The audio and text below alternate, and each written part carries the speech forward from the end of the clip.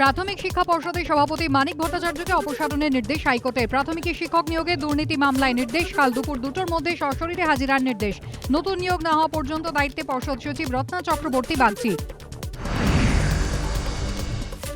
হাইকোর্টের নির্দেশের পরেও একাধিক তথ্য না পাওয়ায় দায়ী মানিক ভট্টাচার্য। আদালতে যে নথি পেশ করা হয়েছে তা নিয়ে সন্দেহ আছে, মন্তব্য হাইকোর্টের।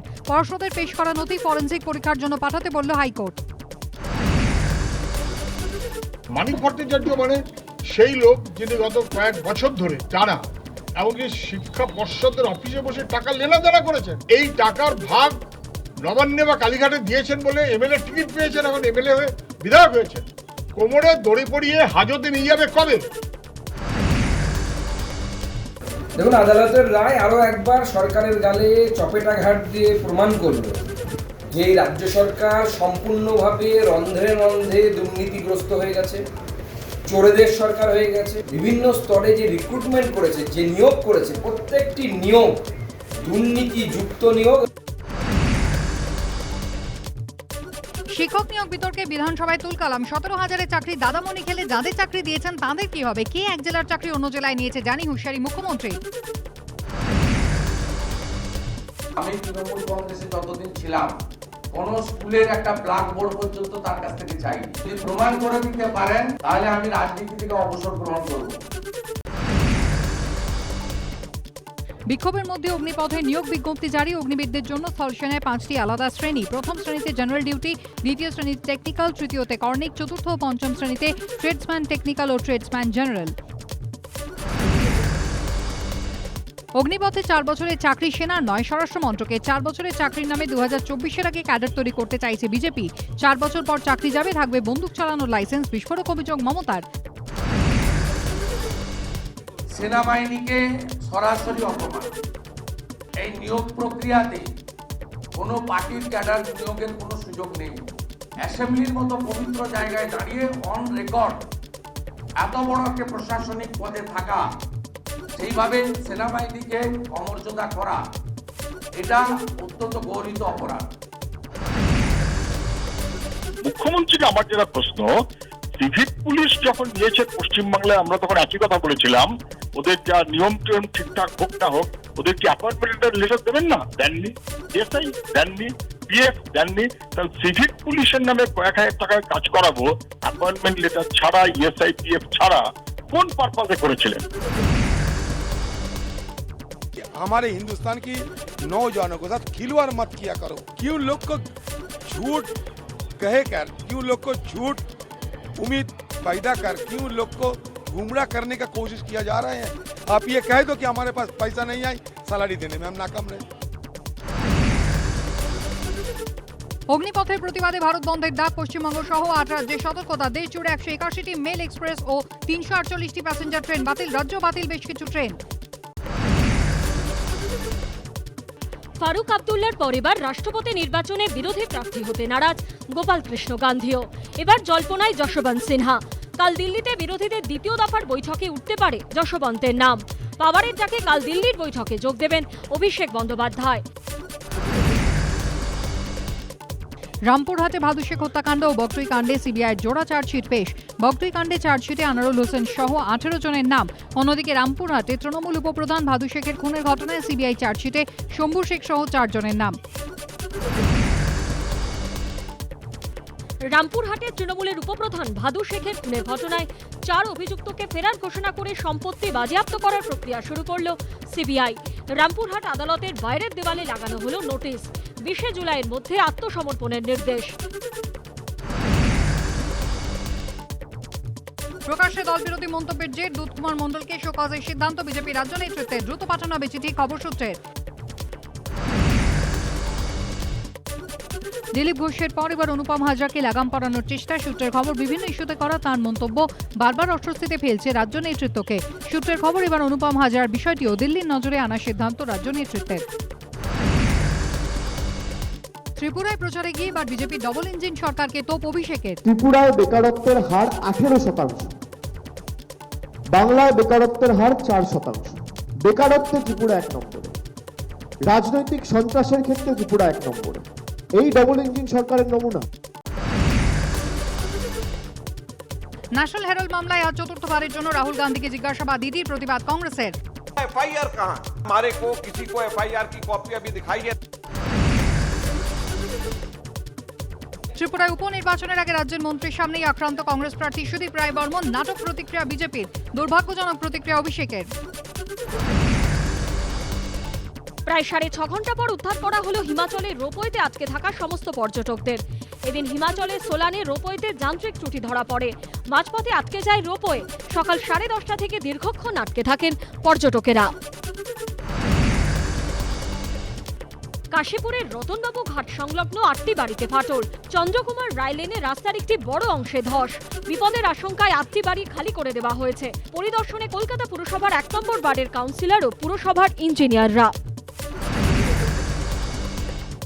শিয়ালদা থেকে মেট্রো চালুর জন্য কমিশনারেট অফ রেলওয়ে সেফটি ছাড়পত্র আগেই মিলেছে, কিন্তু এখনো পর্যন্ত রেল বোর্ড উদ্বোধনের দিনক্ষণ জানায়নি বলে তা চালু করা যায়নি।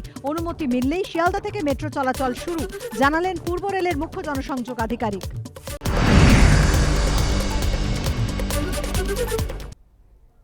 যে খবরে নজর রাখবো, তৃণমূল নেতার বিরুদ্ধেই কুপন ছাপিয়ে তোলাবাজির অভিযোগ শ্রমিক সংগঠনের। তৃণমূল নেতার বিরুদ্ধেই ডিএম এর কাছে দলের শ্রমিক সংগঠনের অভিযোগ। বিষ্ণুপুরের 2 ব্লকের চণ্ডীগ্রামের তৃণমূল নেতা সজল মিত্র কুপন ছাপিয়ে দক্ষিণ 24 পরগনায় তৃণমূল নেতার বিরুদ্ধে তোলাবাজির অভিযোগ। তৃণমূল নেতা সজল মিত্রের বিরুদ্ধে জেলা শাসকের কাছে অভিযোগ দায়ের হয়েছে। কুপন ছাপিয়ে মাসে অটো প্রতি 150 টাকা আদায়ের অভিযোগ। কুপনের টাকা না দিলে অটো বসিয়ে দেওয়ার হুমকির অভিযোগ।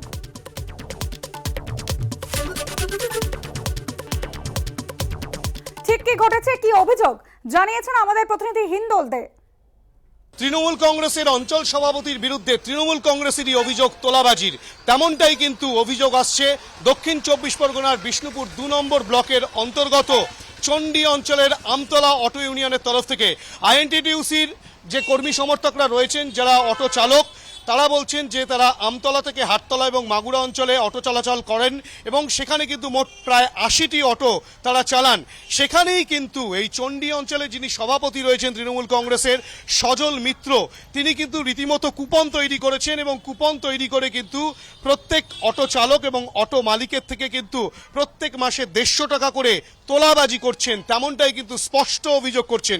এখানে এই যে কুপন, এখানে দেখা যাচ্ছে যে হাটতলা হইতে আমতলা ও মাগুরা আইএনটিটিউসি অনুমোদিত ওনার এবং ড্রাইভার, সেখানে কিন্তু 100 টাকা লেখা রয়েছে এবং সভাপতি শ্রী সজল কুমার মিত্র ঠিক এভাবেই কুপন তৈরি করা হয়েছে এবং ড্রাইভারদের জন্য প্রতি মাসে 50 টাকা করে বরাদ্দ করা হয়েছে। অর্থাৎ কিনা ড্রাইভার এবং গাড়ির মালিক, অটো মালিক মিলিয়ে 150 টাকা করে প্রতি মাসে প্রতি অটো থেকে নেওয়া হয়, তেমনটাই কিন্তু ড্রাইভার এবং মালিকরা অভিযোগ করছেন। তারা বলছেন যে তারা আইএনটিটিউসির কর্মী, তারাও তৃণমূল কংগ্রেসের সঙ্গে সরাসরি যুক্ত, কিন্তু তারপরেও এই চণ্ডী অঞ্চলের যিনি সভাপতি রয়েছেন সজল কুমার মিত্রের বিরুদ্ধে তারা স্পষ্টত অভিযোগ করছেন যে তাদের থেকে যেভাবে তোলাবাজি করা হচ্ছে তাতে কিন্তু তারা অটো আর চালাতে পারবেন না আগামী দিনে, কেননা যেভাবে পেট্রোল পণ্যের মূল্য বৃদ্ধি হয়েছে এবং গ্যাসের দাম বৃদ্ধি হয়েছে তাতে কিন্তু তারা এমনিতেই অটো চালাতে পারছেন না, ক্ষতির সম্মুখীন হচ্ছেন।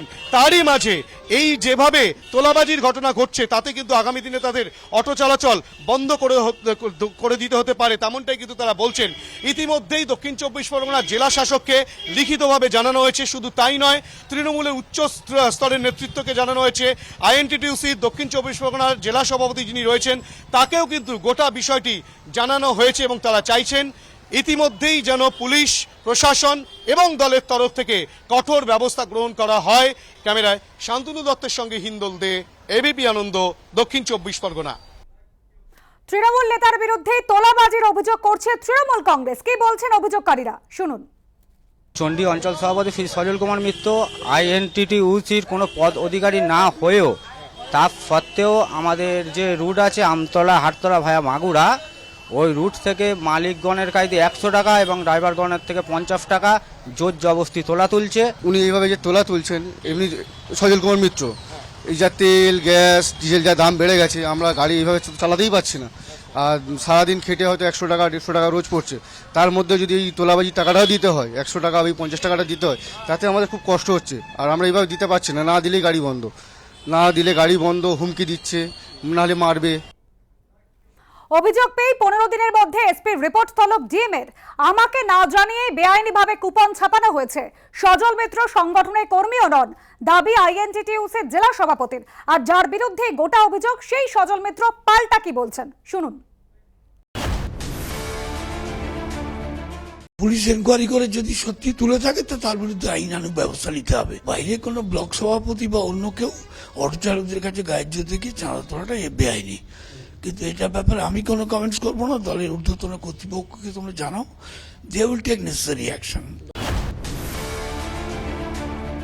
কমিটি গঠন হয়, সেই কমিটিতে এনারাই সমস্তভাবে ছিলেন, কমিটি ওরাই চালায়। এর সঙ্গে আমার কোনো সম্পর্ক নেই। ভালোবেসে সততার জন্য স্বচ্ছতা ভাবমূর্তি বিষয়ে অনেক লিডার ছিল, কিন্তু আমার নামটাই ওরা ছেপে দিয়েছে। আসছি পরে খবরে। প্রধানমন্ত্রী নরেন্দ্র মোদীকে হিটলারের সঙ্গে তুলনা কংগ্রেস নেতা সুবোধকান্ত সহায়ের। নৈরাজ্যে হিটলারকেও ছাপিয়ে গেছেন মোদী। হিটলারও তাঁর সেনাবাহিনীতে খাকি বাহিনী চালু করেছিলেন। এভাবে চললে হিটলারের পরিণতি হবে মোদীর, মন্তব্য প্রাক্তন কেন্দ্রীয় মন্ত্রীর। প্রধানমন্ত্রীর প্রতি কংগ্রেসের ঘৃণা যত বাড়বে, মানুষের ভালোবাসা তত বাড়বে, পাল্টা বিজেপি। मोदी जो मदारी के रूप में इस देश में आके और पूरी तरह से तानाशाही स्वरूप में आ गया है, मुझे तो लगता है कि हिटलर का सारा इतिहास इसने पार कर लिया। हिटलर ने भी ऐसा ही एक संस्था बनाया था, उसका नाम था खाकी, सेना के बीच में उसने बनाया था। मोदी हिटलर की राह चलेगा तो हिटलर की मौत मरेगा, ये याद रख लो मोदी। नीच जैसे शब्दों का प्रयोग किया गया। अभी कुछ दिन पहले कांग्रेस के एक नेता ने इतना घृणास्पद बयान दिया उनकी मृत्यु की कामना को लेकर, और कांग्रेस पार्टी ने कोई कार्रवाई नहीं की। और सुबोधकांत सहाय जी का यह बयान कहीं ना कहीं उनकी उसी मानसिकता का प्रतीक है। तो आपको जो करना है करते रहिए, परंतु प्रधानमंत्री श्री नरेंद्र मोदी जी का देश के प्रति कार्य करने का संकल्प और जो दृढ़ता है और उनके नेतृत्व में भाजपा का जो समर्पण है, इसमें कोई कमी नहीं आने वाली है। आपकी नफरत बढ़ती रही मोदी जी के प्रति और जनता की मोहब्बत बढ़ती रही मोदी जी के प्रति। तो मैं उनके लिए इस ढंग के बयान के ऊपर एक सलाह दूंगा कि मरीजे नफरते मोदी पर लानत खुदा की, मर्ज बढ़ता गया जो जो दवा की। অগ্নিপথ নিয়ে তোলপাড়ের মধ্যে কাল প্রধানমন্ত্রীর সঙ্গে 3 বাহিনীর প্রধানের সাক্ষাৎ। মোদীর কাছে প্রকল্প নিয়ে বিস্তারিত তথ্য দিতে পারেন 3 বাহিনীর প্রধান। একসঙ্গে নয়, আলাদা করে প্রধানমন্ত্রীর সঙ্গে দেখা করতে পারেন 3 বাহিনীর প্রধান।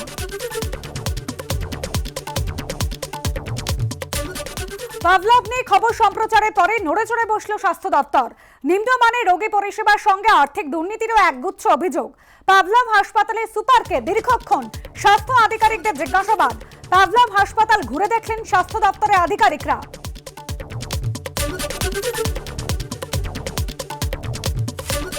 এদিকে রাজ্যে ফের করোনায় মৃত্যু। একদিনে 224 জন আক্রান্ত হয়েছেন। গত 24 ঘন্টায় রাজ্যে একদিনে করোনায় একজনের মৃত্যু হয়েছে। রাজ্যে করোনার পজিটিভিটি রেট 4%। কাশীপুরে রতনবাবুর ঘাট সংলগ্ন 8টি বাড়িতে ফাটল ধরেছে। ওইসব বাড়ির বাসিন্দারা আশ্রয় নিয়েছেন স্থানীয় একটি স্কুলে। সেই সঙ্গে ধস নেমেছে রাস্তায়। ফাটল এবং ধসের কারণ খুঁজতে পুরকর্মীরা কাজ শুরু করেছেন। বউবাজারে ফাটল আতঙ্ক ফিরল কাশীপুরে। বউবাজারের ইস্ট ওয়েস্ট মেট্রোর কাজের জন্য বাড়িতে ফাটল ধরেছিল, কিন্তু কাশীপুরে কি কারণে ফাটল তা এখনও স্পষ্ট নয়। কাশীপুরে রামরতন বাবুর ঘাট সংলগ্ন কলকাতা পুরসভার 1 নম্বর ওয়ার্ড। স্থানীয় বাসিন্দাদের দাবি, এখানেই গত বৃহস্পতিবার থেকে 8টি বাড়িতে ফাটল ধরেছে। ফাটল বাড়ির দেওয়ালে, ফাটল ধরেছে মেঝেতে, দরজায়।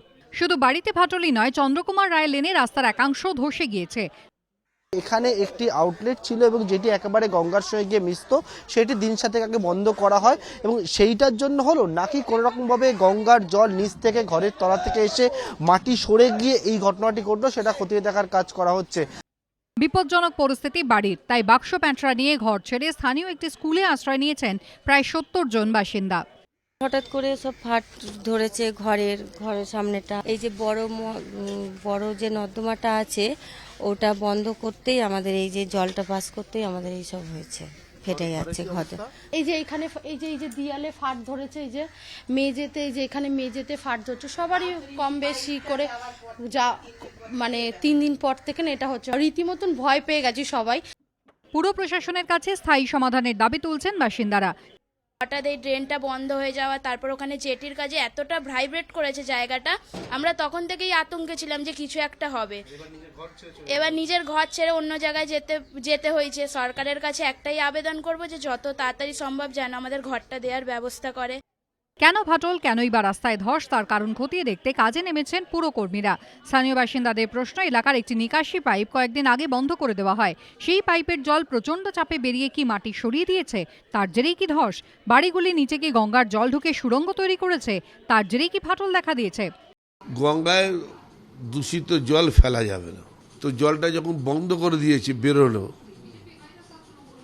তো একটা ধাক্কা বাইরে থেকে ঢুকছে গঙ্গার দিক থেকে, একটা ধাক্কা এরিয়া থেকে ঢুকছে, মধ্যখানে একটা আছে মানে ব্লক করা, এর থেকে একটা মানে প্রেসার তৈরি হয়ে গিয়ে এটা হতে পারে।